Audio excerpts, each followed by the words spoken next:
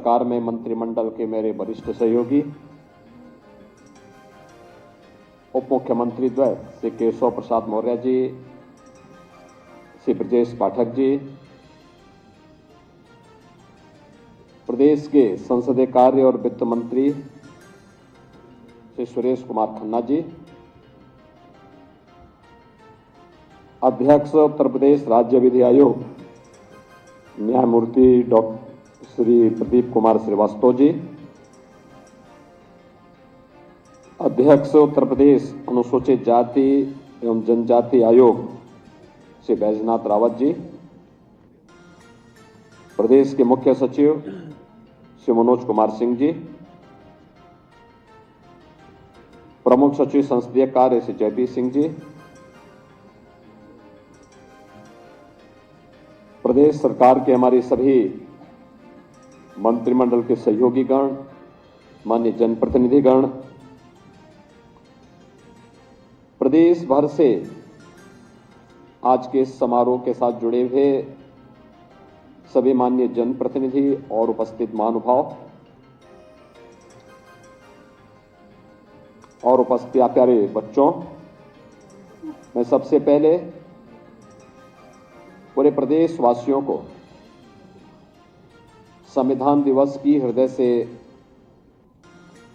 बधाई देते हुए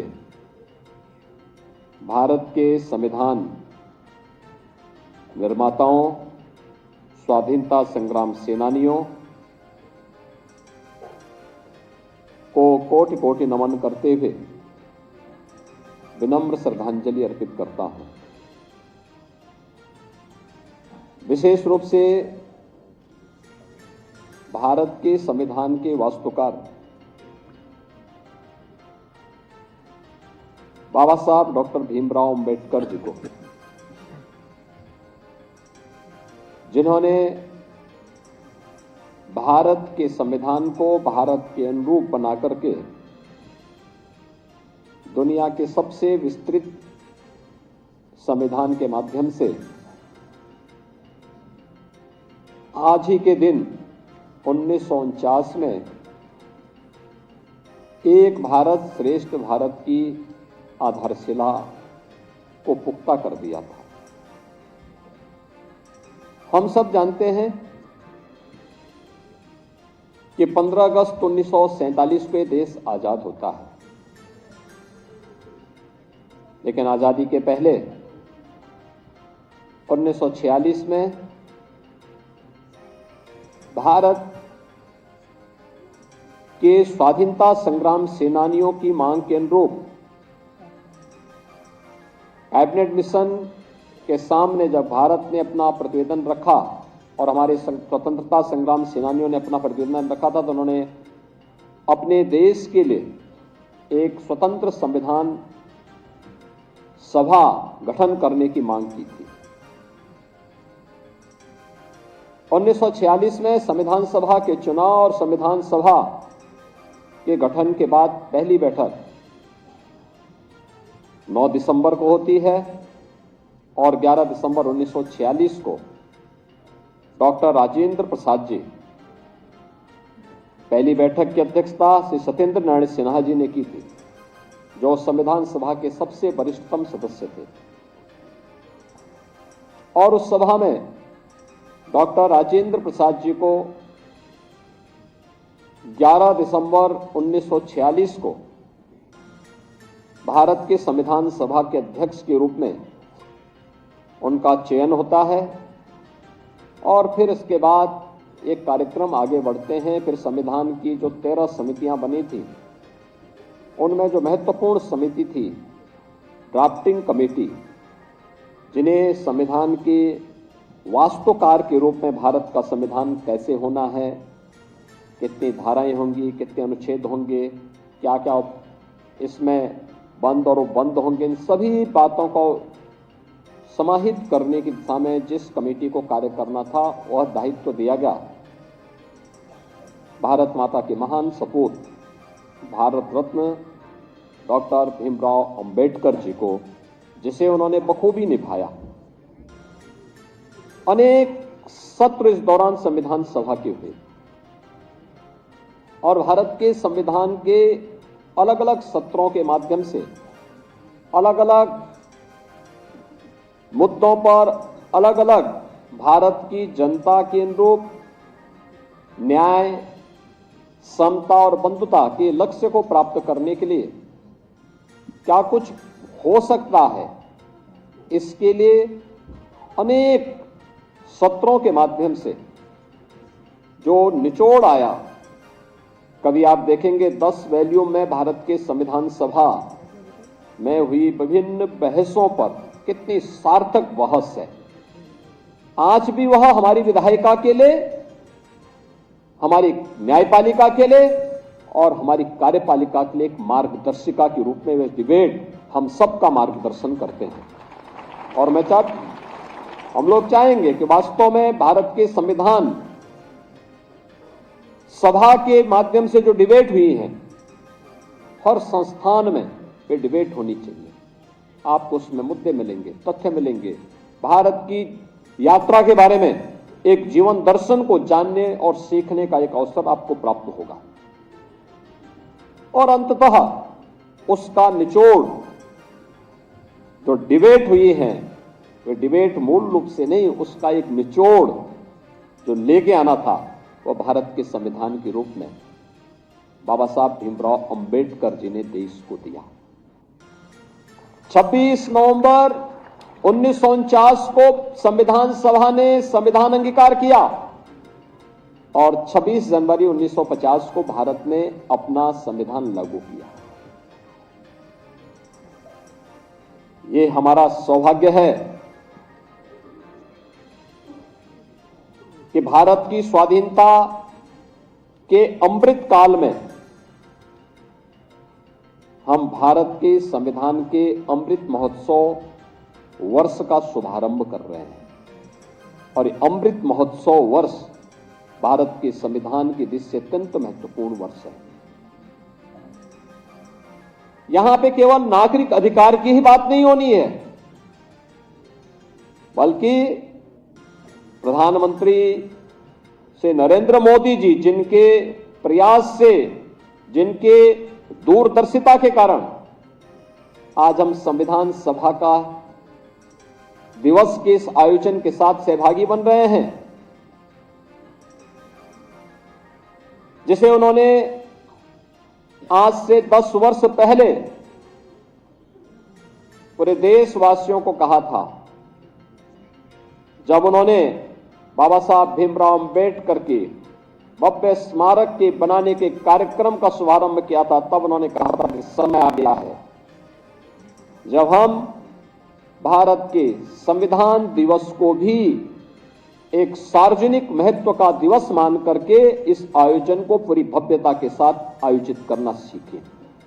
और फिर उन्होंने नोटिफिकेशन जारी करवाया और नोटिफिकेशन जारी करवाने के बाद 26 नवंबर 2015 से संविधान दिवस का एक कार्यक्रम इस भव्यता के साथ पूरे देश के अंदर आयोजित हो रहा है। यह हमारा सौभाग्य है कि उत्तर प्रदेश में विधानसभा और विधान परिषद में हम लोगों ने नागरिक कर्तव्यों को लेकर के इस पे एक डिबेट भी करवाई। लगातार इन मुद्दों पर चर्चाएं हुई। 2019 में हम लोगों ने इस मुद्दे पर विशेष सत्र आयोजित करके इस पर एक दिन का पूरा सत्र ही नागरिक कर्तव्यों को लेकर के उत्तर प्रदेश विधानसभा ने आयोजित किया। महत्वपूर्ण यह है कि भारत का संविधान हमें अधिकार देता है, और कितना बड़ी बात है कि भारत के हर जाति, मत, मजहब के लोगों को, जो भारत का नागरिक है, उस हर वयस्क मतदाता को भारत के संविधान ने समान मताधिकार की शक्ति दी है। याद करना, दुनिया के तमाम ऐसे देश हैं जो अपने आप को आधुनिक लोकतंत्र का जनक मानते हैं, उनके यहां जाति खेमे में बटे हुए लोग थे। वे उन्होंने अपने यहां भेदभाव किया था, उन्होंने अपने प्रत्येक नागरिक को वोटिंग का पावर नहीं दिया था। लेकिन भारत ने जब पहला आम चुनाव 1952 में होता है तो हमारे इस महान संविधान के नाते भारत का हर वह नागरिक जो वयस्क मतदाता था उसको मताधिकार का एक समान अधिकार प्राप्त हुआ था। ये भारत के संविधान की देन है और बाबा साहब भीमराव अंबेडकर की देन है। याद रखना, दुनिया के अंदर आधुनिक लोकतंत्र के जनक कहे जाने वाले उन तमाम देशों में महिलाओं को मताधिकार की ये शक्ति भारत से बाद में प्राप्त हुई और अब तो भारत उससे भी आगे बढ़ चुका है। जब प्रधानमंत्री मोदी जी ने नारी शक्ति वंदन अधिनियम पारित करके आने वाले समय में विधायिका में जाने वाला सदस्य 1/3 अब केवल पंचायती नहीं बल्कि महिला सदस्य भी संसद और विधानसभाओं में चुन करके आने वाले समय में परिसीमन के बाद जाएंगे। यह अधिकार भी प्रधानमंत्री मोदी जी ने दुनिया के अंदर सबसे पहले भारत के अंदर दिया। भारत का संविधान भारत के नागरिकों को संरक्षण भी प्रदान करता है, सम्मान भी प्राप्त करता है, समानता के भाव के साथ भी जोड़ता है और संविधान निर्माताओं की मूल भावनाओं का सम्मान करना भी सिखाता है। और इसीलिए न्याय, समता और बंधुता इसकी मूल भावों को लेकर के अनेक उतार चढ़ावों का सामना करते हुए भारत के संविधान ने अपने इन 75 वर्षों की यात्रा को किस शानदार तरीके से किया है कि जिन लोगों ने भारत के संविधान का गला घोटने का काम किया था, जनता ने उनको भी सबक सिखाने में कोई कोताही नहीं बरती है। आपने देखा होगा किसी भी संविधान या किसी भी पवित्र कार्यक्रम की आत्मा उसका उद्देश्य होता है। भारत का जो मूल संविधान बाबा साहब भीमराव अंबेडकर ने जिसे 26 नवंबर 1949 को जिस संविधान को अंगीकार किया था, याद करना, उस संविधान में 2 शब्द नहीं थे, सेकुलर शब्द भी नहीं था और समाजवादी शब्द भी नहीं था, सोशलिस्ट शब्द भी नहीं था। कांग्रेस ने चोरी छिपे जब ये देश के नागरिक अधिकार निरस्त किए गए थे, इमरजेंसी थी,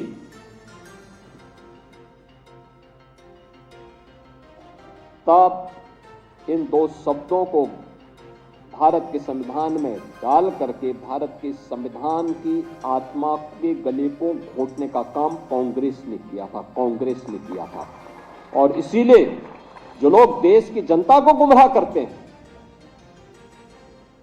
उन लोगों को बताए जाने की आवश्यकता है कि देश के प्रति इनकी भाव क्या है। इनका चेहरा लोकतांत्रिक दिखता है लेकिन वास्तव में लोकतांत्रिक नहीं, यह अपनी उस तानाशाही फांसीवादी मानसिकता के तहत काम करने वाले लोग हैं। और जब भी इनको अवसर मिलेगा, ये लोग इससे पहले 1976 रहा, 1975 रहा हो या फिर भारत के बाहर जाकर के भारत के अंदर बाबा साहब भीमराव अंबेडकर के द्वारा सामाजिक रूप से दलित, अति पिछड़ी जाति के लोगों को मिले हुए इन संवैधानिक अधिकारों से वंचित करने के बारे में किस प्रकार की टिप्पणियां ये लोग करते हैं, ये आज किसी से छुपा हुआ नहीं। और इसीलिए मैं आज के इस अवसर पर आप सबसे कहना चाहूंगा कि बाबा साहब भीमराव अंबेडकर की धरोहर जो संपूर्ण भारत को, 140 करोड़ भारतवासियों को एकता के सूत्र में बांधता है, वह है भारत का संविधान। इस भारत के संविधान का संरक्षण करना हम सबका दायित्व है। और याद करना, इसका सबसे अच्छा रास्ता है कि भारत के संविधान के द्वारा भारत के प्रत्येक नागरिक के लिए तय किए गए उसके मूलभूत कर्तव्यों का अगर हम पालन करेंगे तो यह बाबा साहब भीमराव अंबेडकर के प्रति, भारत के संविधान निर्माताओं के प्रति और भारत के महान स्वाधीनता संग्राम सेनानियों के प्रति हमारी सच्ची श्रद्धांजलि होगी। आज के इस अवसर पर एक बार फिर से मैं पूरे प्रदेशवासियों को संविधान दिवस की हृदय से बधाई देता हूं। समेत भारत के संविधान निर्माताओं को, भारत के महान स्वाधीनता संग्राम सेनानियों की स्मृतियों को नमन करता हूं। वर्ष भर ये कार्यक्रम चलेंगे। आपने देखा होगा यहां पे हम लोगों ने 6 बच्चों को यहां पे सम्मानित किया है। यानी संविधान दिवस के अवसर पर विभिन्न संस्थाओं में डिबेट का एक कार्यक्रम हुआ था नागरिक कर्तव्यों को लेकर।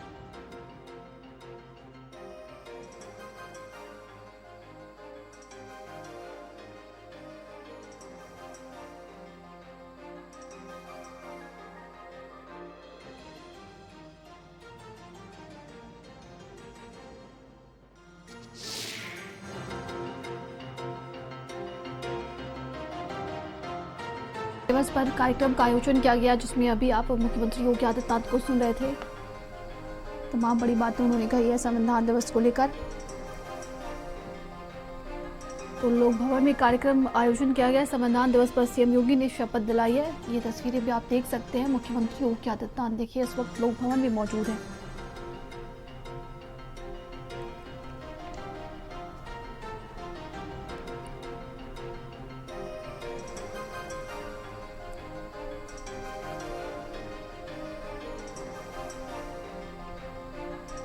तो दोनों डिप्टी सीएम मुख्यमंत्री योगी आदित्यनाथ को आप देख पा रहे हैं। बता दें कि संविधान दिवस पर मुख्यमंत्री योगी आदित्यनाथ ने शपथ दिलाई है और अभी उन्होंने लोगों को संबोधित भी किया। अभी आप सुन रहे थे, तमाम बड़ी बातें उन्होंने कही है।